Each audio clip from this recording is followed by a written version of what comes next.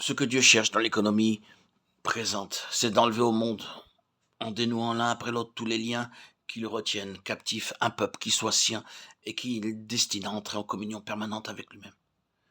Parmi les différents facteurs qui, du côté de l'homme, concourent à cette émancipation, il n'y en a point qui ait plus de valeur et produise plus d'effet qu'une révélation spirituelle. C'est en réalité l'élément déterminant chaque fois que son témoignage a sombré à nouveau dans la babel de l'erreur ou dans la nuit de l'irréligion. C'est toujours par une révélation de lui-même que Dieu a repris les choses en main. Le Dieu de gloire apparut à notre père Abraham lorsqu'il était en Mésopotamie. Résultat, Abraham quitte tout, il part, sans savoir où il allait. Toute l'expérience des enfants de Dieu est là. La plupart du temps, ils sont incapables de rendre compte logiquement de leur attitude. On se représente sans peine ce dialogue à la porte d'Our. Mais dis-nous donc où tu vas, Abraham. Je ne sais pas. Qu'est-ce que tu comptes trouver là-bas? Je ne sais pas. Mais quel est ton but, voyons? Je ne sais pas, on m'a simplement dit d'aller.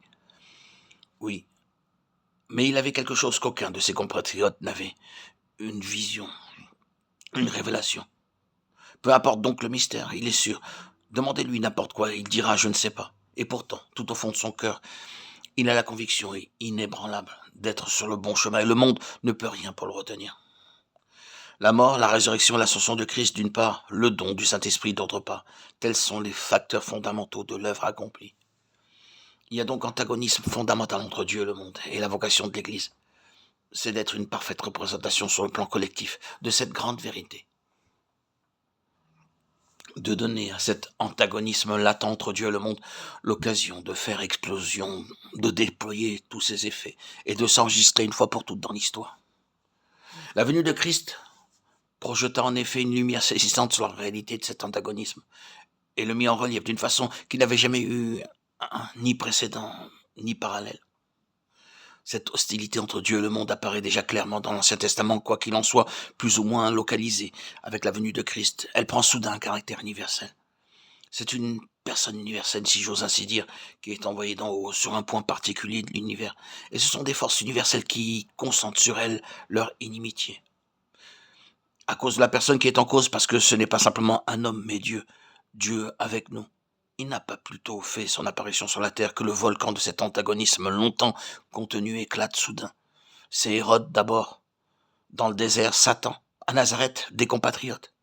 Et il semble bientôt que tout conspire pour faire converger contre lui le tollé de tous et délivrer le monde de ce Dieu qui s'est fait homme. Le passage Jean 12, 31, bien compris, souligne la chose d'une façon frappante. Le mot jugement ici n'est pas accompagné de l'article, c'est un jugement. En outre, le mot grec krisis, traduit par jugement, peut fort bien être rendu par le mot crise, qui en est dérivé. Il y a maintenant une crise dans la vie du monde.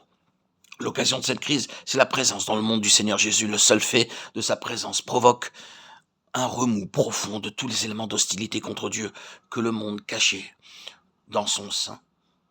Il monte à la surface pendant le ministère du Seigneur et depuis Jean 12, on peut voir le mal venir au jour partout. L'atmosphère en est saturée. La croix n'est autre que le monde, montrant le fond de son cœur. La présence des saints dans le monde produit les mêmes effets qu'avait produit la présence de Jésus. Elle provoque le monde à se montrer tel qu'il est. Elle force le mal qui se cache à apparaître au grand jour. La présence des saints dans le monde est la condamnation du monde. La puissance de notre témoignage est toujours tout entière là. La valeur de notre témoignage est déterminée par l'intensité du conflit auquel il donne lieu. Elle est proportionnelle à la virulence de l'antagonisme spirituel entre notre esprit et l'esprit du monde. Le peuple de Dieu est dans le monde pour enregistrer le choc entre l'esprit de Dieu et l'esprit du monde.